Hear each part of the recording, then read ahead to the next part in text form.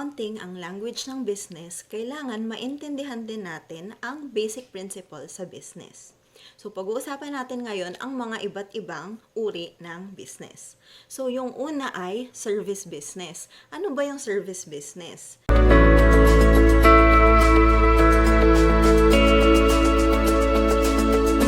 Based dun sa definition, ang service business, hindi ka nag-o-offer ng tangible na product. So, ang binibigay mo ay service. Ano example nun? Ngayon, hindi ka makalabas. So, nagpabili ka. Ang tawag doon, pabili service. So, sabihin natin, nagbayad ka ng 100 para magpabili sa grocery.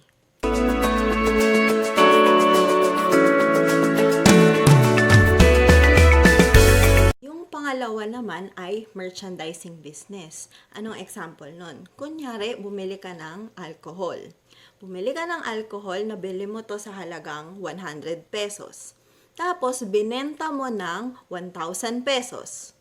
Merchandising business ba yon? Hindi. Scam business yon. Sabihin natin, binili mo ng 100, binenta mo ng 150. So, wala kang binago dun sa product. Kung paano mo siya nabili, ganun mo rin siya binenta. Tapos, nagdagdag ka lang ng 50 pesos at yun yung tubo mo. Yun ang merchandising business.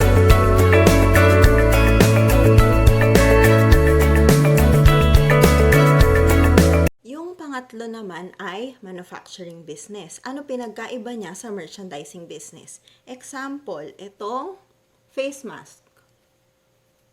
Bumili ako ng, hindi niya narinig, okay. Bumili ako ng tela. Tapos, ginawa ko, tumahe ako ng face mask para ibenta ko. Meron akong binago sa product kasi ang binili ko, tela lang. Pero nung binenta ko, face mask na siya. Ang raw material ko, tela. Meron akong labor dahil tinahi ko at meron din akong tinatawag na overhead, sabihin na natin yung kuryente na nagamit sa pagtahi nito. So, yon ang pinagkaiba ng merchandising sa manufacturing. Sa merchandising, walang nababago sa product, pero sa manufacturing, merong nabago dun sa product.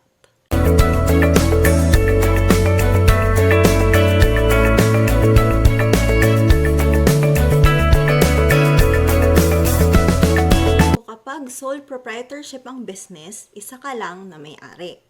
Tapos, kapag merong mga utang yung negosyo, pwedeng habulin yung mga sariling property mo.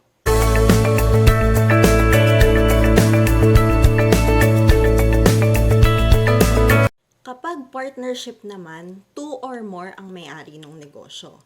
At kapag hindi na kayang bayaran ng negosyo yung mga utang niya, pwede ring habulin ng mga creditors yung mga partners gamit ang mga sarili nilang property.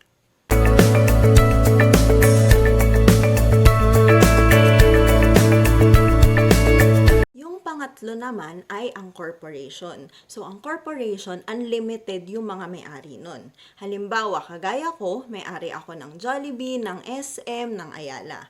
So, ang tawag sa mga owners ng mga corporation ay shareholders dahil meron silang hawak na shares of stock dun sa business. Ano naman yung CEO, yung president? Yung CEO at president, sila yung mga empleyado. Sila yung nagmamanage ng corporation.